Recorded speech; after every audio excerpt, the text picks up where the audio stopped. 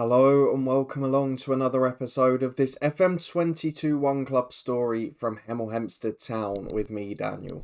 It's part 72 today and you know what we're back for. It's transfer deadline day, it's the 31st of August and then we've got a tough away trip. One of the toughest on its day in the Championship at the Den. We face Millwall, it's going to be great fun. If you're looking forward to the episode, seeing what business gets done before the end of the day, we definitely need to get a couple out the club, then please do put a thumbs up on the video. Subscribe down below for daily FM22 content from two long-term stories. We had a transfer special at our new club in the head coach yesterday, and you can find the latest saga from that one up in the eye above. There's also links there to the FM Insight playlist, to the Twitch channel and the football podcast too. But a massive thank you for your support as always, because it basically continues where the last episode left off. In that one, we were making big sales, we were bolstering the squad with quality players, and today might be the same. But we need to get a few more out of the club, and we need to try and raise a bit more money, because stadium time is only a year or two away. As you can see, in terms of points, we've started the season well again. I'm not sure we entirely deserve it, because you saw the game against Swansea in the last episode. We got completely outclassed. And the same happened in the second game. But somehow, we got a result out of it. That time, a 2-2 draw at home to Derby after falling behind in the first 15. It was Ricky J. Jones and Kamari Doyle who wrapped up a point for us. In between that, we played the EFL Cup first round game. That was Rodell Richards and Javan Malcolm, the sub-strike partnership, getting the goals. A 4-0 win away at Cardiff. Just like last year, goals galore away at them. They're not quite the side, of course, they once were, but we dominated that game. A deserved win, Doyle with one, Stutter got his first of the season, and Ricky J. Jones a brace too. But we were 3 up in 15 minutes, and it was just game over.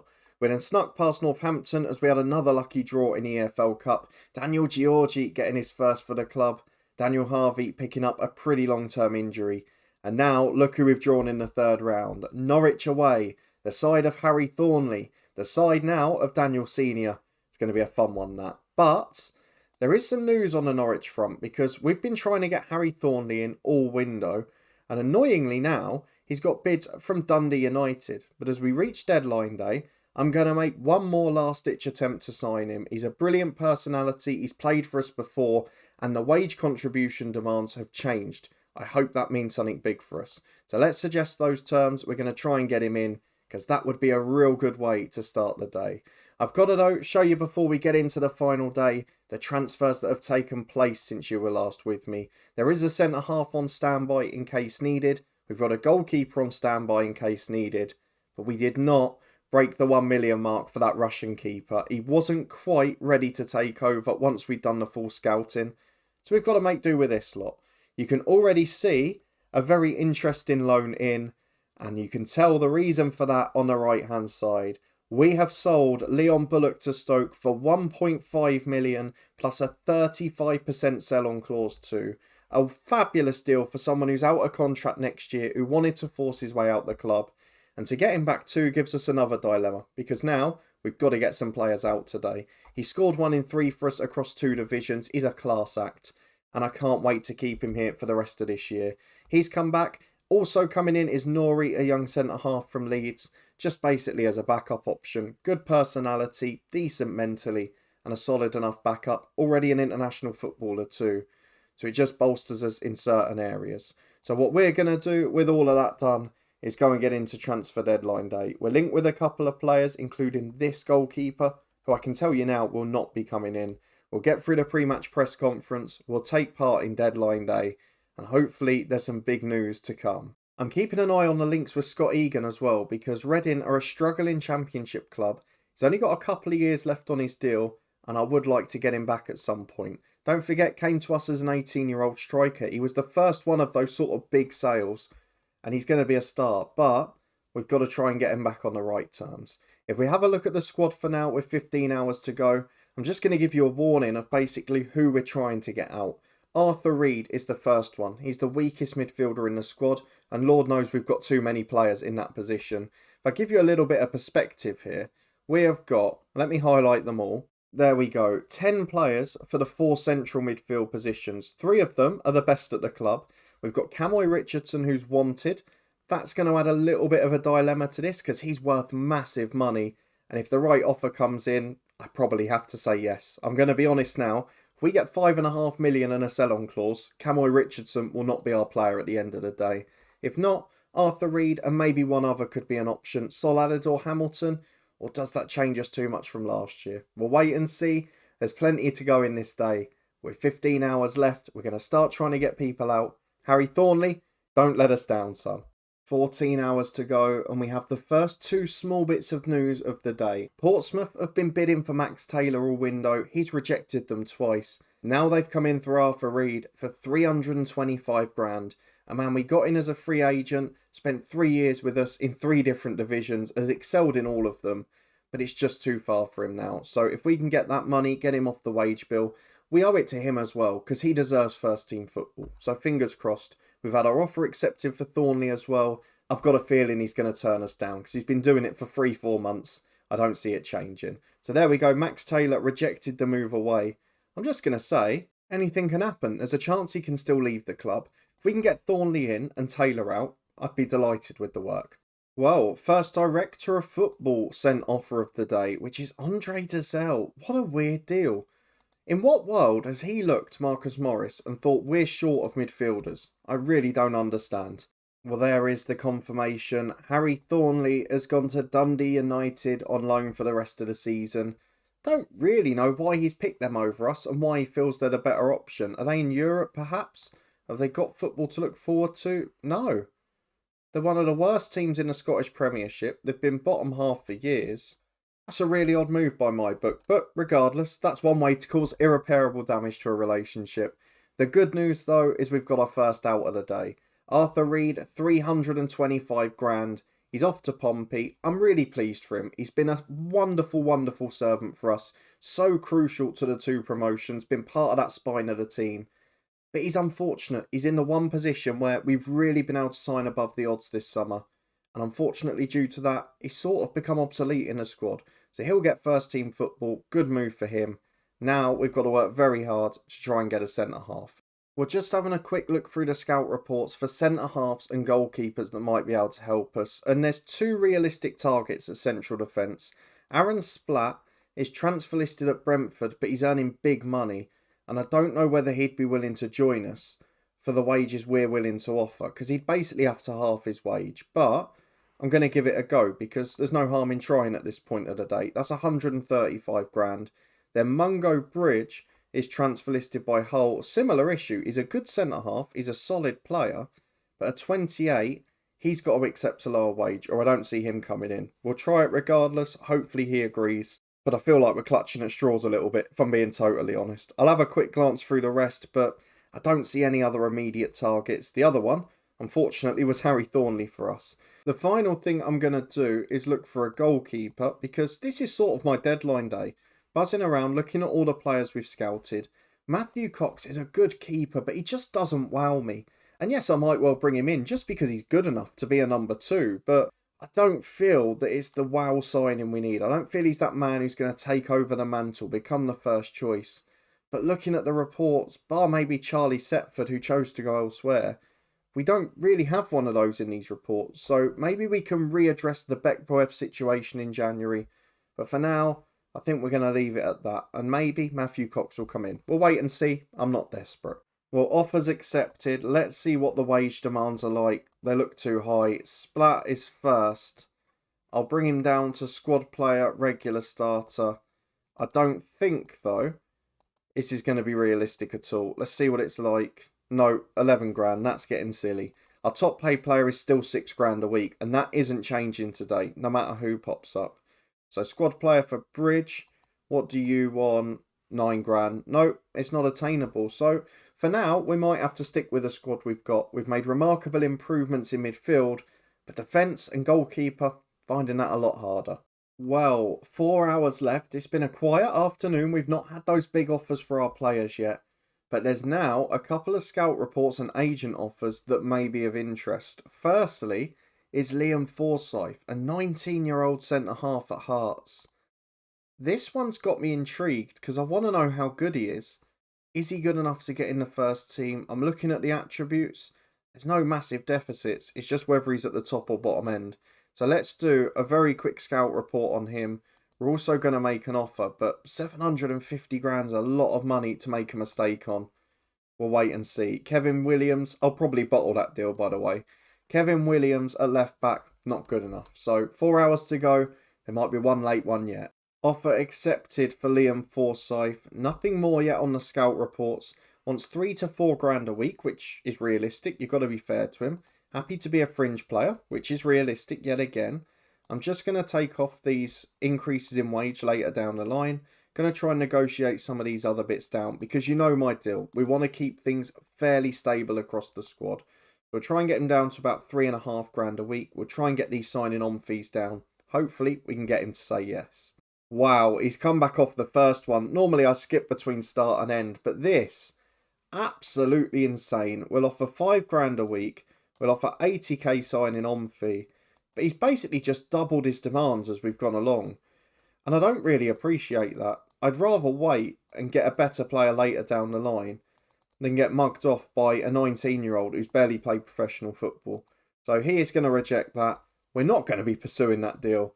We've got 4 hours left. The only thing I'm worried about now is an offer for Camoy Richardson, because that would probably derail our deadline day. Well, nothing big in the next hour, but Swansea have made a loan offer to Rangers for Ben Draper. He's a left back we tried to sign in the summer. He's a very good one. I was hoping we could get him with Harvey out injured, but it's not going to happen. 3 hours left. It's not been the most thrilling deadline day, has it? I guess we needed that after the last 2 or 3 where I said it'd be quiet and it was hectic. Well, a very interesting name has just popped up as an A- scout summary. Alex Pakpe. Has anyone been following the head coach from the start? You'll remember this name from a wonderful stint at Dover. I feel like I have to give him the offer because what a player he was for us there. We'll try, but on deadline day, I think it might get inflated a little. We're going to offer the 155 that was in the scout report. I'm not sure if it will be enough. It isn't, but it's not too high at the moment. So let's get rid of that. Well, actually, we can edge the appearance fee one up because that doesn't matter too much. We'll try and edge the others down a tad and get this deal under control. If we can get it wrapped up for maybe, that would be 300 grand total. I think that's all right. We've upped it another 10 grand. It's been accepted. I'm not sure he's going to join, but we'll certainly have a look at him. Kofi Baumer, another one I've tested. He chose to go to Bristol City after leaving Cardiff. Maybe it's going to hot up yet. 3 hours for something to ignite. Offer accepted for Pakpe, who expects to be a regular starter. We've got the usual scout stuff going at the same time. And now we've got a big enough scouting team, we can probably do it too. So 3.5 grand a week. We're going to edge down to 40k there, 11 there. And we'll just try and work these bits down too. But I'm not sure this one's going to be a success. We're just going to try our best. Up to 3.6, down to 40 again. It's the agent that's really holding this one up, if we're being honest. But will he accept something? Don't be like this. Don't ruin our last chance of a deadline day deal. Accepted 3.7 grand a week. Now we need the scout report in the next hour. Well, I have a problem. Alex Pakpe has agreed to join. All looks good, but his scout report is not that good. Can't tackle. The positioning's not great. Got all the physicals, got all the aerial stuff, and he's very determined. I don't know what to do. Don't forget we've got 4 centre-halves at the club already. It's just whether they're good enough. Max Taylor's not going. Do I, don't I? Do I, don't I? There'll be some people screaming in the comments. I'm not going to do it. I don't think he'll be good enough on the ball, I'm afraid. So I'm going to turn that one down. We're going to cancel that. I just need something magical. And I can't sign players on deadline day just for the sake of it. Look at G-Cock there. That's a position we've been trying to improve. But now he's doing really well. He's been one of our stars this season. We can't force things just for the sake of it. They've got to be the right player. 45 minutes remaining. We've got our messages on Craig Webb, the lone player from Aston Villa. I'm going to reject that. The big question now, really, with Arthur Reed out, is do I want another goalkeeper in Matthew Cox? He's a very solid player, but realistically, he's not good enough that I'm not going to want to upgrade again next year. He's played well at League One level, not regularly at this level. G-Cock is listed as an important player. We've got him agreeing to be a first choice keeper. I don't see how it works out. And let's be fair, Grashik's been rock solid in the 2 cup games. He's a decent keeper. I don't think, again, I need to force it for the minute upgrade of a backup keeper. I'm going to cancel that. There's 45 minutes left. We'll just accept it's going to be a quiet day. And there is the end of the window. A massive window in total, but a very calm and concise deadline day. Let's be honest, despite not getting anybody into the club, we did exactly what we wanted to at the start of the day. Trim the midfield slightly, get the weakest, oldest centre midfielder out the club, albeit he's been a legend for us. Arthur Reed leaves, another 325 grand into the club. Bullock went a few weeks before for 1.5 million. Again, back on loan, but more money into the club. And looking ahead at the finances now, we can really ramp up our improvement of facilities, try and produce our own players for future years.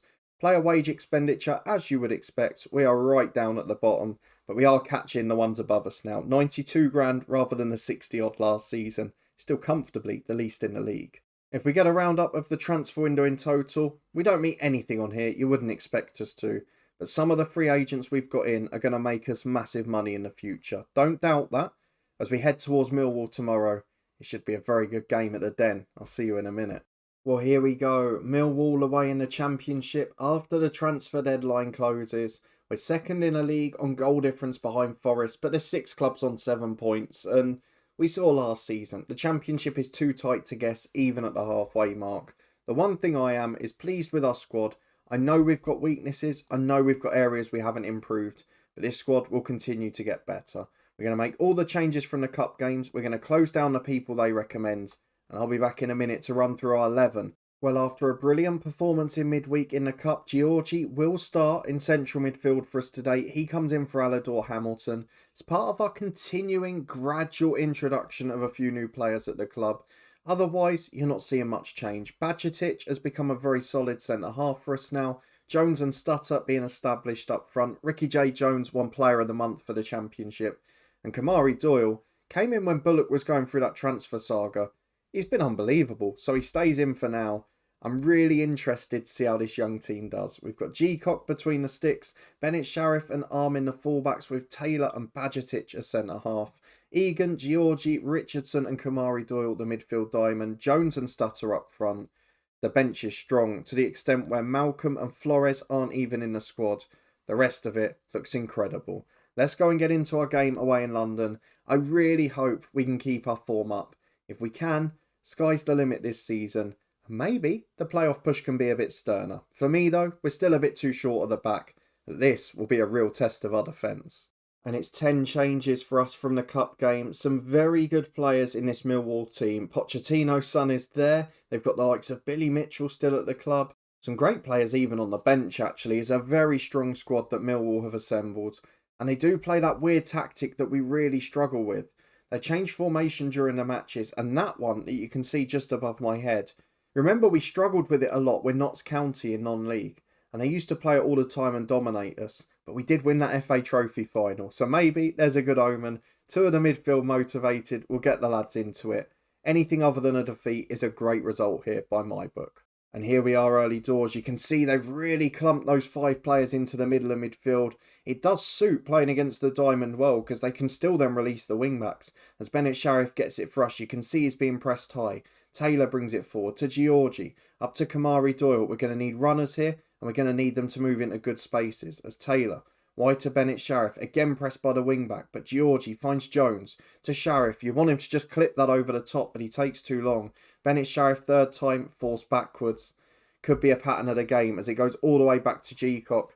Now, we did score a great goal in the last episode, 20-30 passes, but here we don't look like we can break the lines because the fullbacks get pressed and then they just go backwards. Though Kamari Doyle releases Jones, I think Stutter's offside. It will go in, but the flag will go up, and it didn't go in anyway. It didn't matter that the flag came because Stutter had already missed the open goal. 12 minutes gone. It's been a good game. We're in possession. I can't really see either team breaking the lines here. Maybe it'll just be a Millwall set piece or something like that that wins it. As Taylor comes out of defence, there's an alternative. Just send your centre-half on a run. Jones releases Kamari Doyle. Got the pace that Bullock doesn't have in there. But he also hasn't really got the finishing range. That one wayward over the bar. But a really good start in possession. 15 gone. Richardson gets it from Bajcetic from a free kick. Bennett Sharif to Georgie and now Jones. You can see Georgie looks really safe in that midfield. Confident, comfortable. He's a good international footballer too, as Sharif to Georgie again. Not afraid to go wider. Sharif up to Ricky J. Jones. Makes a great run. Just wide of the post. He scored 5 already this season. You'd have put your house on him scoring that. And they're the sort of chances we're not going to get too often. Ricky has to score them, but for now, it's been a wonderful first half performance. Millwall not really had a sniff, as we start on the left this time with an arm in throw-in. Stutter releases Ricky J. Jones. In he goes again. Rounds the keeper. Must be onside. Even for FM, the flag wouldn't come that late. Stutter sets up Jones. It's a wonderful goal. And after all of the long passing moves we've seen, it was a simple 1-2-3 that did it. Throw into Stutter, over the top. Ricky J. Jones puts it in. As Millwall have their first spell of possession, 5 minutes to half time. I just saw Victor Siganov score for Bournemouth there in the Championship. That's mad. As Stutter gets it from Jones. Hits the outside of the post. This is the best we've played all season. We didn't even play this well against Cardiff. We're dominant. We've got Millwall tired. We're dragging them all over the place. And at half time, this is the most happy I've been this season. We're going to tell the lads they're capable of even more. We'll get into the second half. And we know if those midfield legs get tired, we've got great changes on the bench. As Armin gives it to Kamari Doyle. We're carrying on exactly where we left off in the first half here. Bajetic on halfway. Big ball to Kamari Doyle. Wonderful effort to bring it down. But then just drags it wide with a finish. Stutter's picked up a knock. And we're going to have to waste one of those changes up front, I'm afraid. Rodell Richards will be the man to come on. He started last year as first choice. He scored over 10 goals. We know he's a decent player. As Bjuskin gets it at the back for Millwall, the keeper. Releases Richard down the line to Asamoah. We don't want to give away a silly goal now the momentum's been broken. Asamoah again picks it up on the right. Down the line to Mitchell. He's got support. Goes back again. It's a big ball over the top to Thornton. And a finish is straight at G-Cock. I thought it might be offside. That's the first time Millwall have got in though. And they've got a throw on the right now with Billy Mitchell as they have their first little spell of the match. Richard into Liddle. Good football here. Maybe they're just going to a slightly more attacking style as it's into Rudd. It's a wonderful finish. And it's 1-1. It's not good enough at the back. And I've said it all season. We've got such a frailty there that it just means even if you dominate a game, scoring 1 isn't enough. You're generally going to need 2 or 3. We're going to demand more from the lads. And we are going to make another change now because Millwall have come right back into this. I'm going to take Kamari Doyle off for Leon Bullock. He's not had his best game. And in midfield, Georgie struggling for fitness. So on comes Sol, Alidor, Hamilton. We'll see how the last 25 go. Just going for a safe pair of hands and a runner in midfield. Well, 10 minutes remaining. We're not really seeing a lot from this. I'm going to encourage the lads, see if we can get them on the front foot. They're pleased. And we have been the better side. In terms of expected goals, we've wasted a couple of great chances. But remember I said at the start, despite the performance, anything other than a defeat is a good result. We stick with that. We should have nicked the game. We gave away a silly goal. But overall, 1-1 at the Den. A good performance, a dominant performance. I'm really happy. We'll tell the lads they're unlucky. We'll go and have a look at the schedule for when we're next going to be back. But 8 points, 4 games unbeaten in the league, 6 unbeaten in all competitions. 3rd place, you can't complain. Thankfully, Ronnie Stutter only out for 7 days, so he'll be back after the international break. We've paid 60 grand to Peterborough as well because he's played in 20 league games for the club. If we have a look at the schedule though, I'd like to leave it a while ideally. I'm tempted to show the Norwich Cup game, but realistically I'm going to rest a few. We're probably going to go out, and that Harry Thornley thing isn't there now that he's gone elsewhere. So I'm going to come back next month. I think for Watford, the reason being, they've come down from the Premier League. They're massive favourites to win the Championship. They had Ricky J. Jones ruined his career to the extent that he joined us. They were formerly our parent club too. If you did enjoy this episode, a slightly calmer deadline day by our standards, but still a pretty effective transfer window overall, please do put a thumbs up on the video. Let me know what you think our aspirations should be this year. Where do you think we can realistically go with this squad? Will it be mid-table again? Will we just fall short because of the lack of players? And are we defensively a bit too brittle? If you want to stay up to date and find out how we get on, subscribe down below and turn that notification bell on. We've got daily FM22 videos from 2 long-term stories, and it's a massive week in the head coach. There's also the football podcast, the Twitch channel for live streams, and much more in the eye above too. But above my head now, I'll leave that job change episode from the head coach or other save. Please do catch up with it in the meantime, and I'll see you here in a couple of days' time.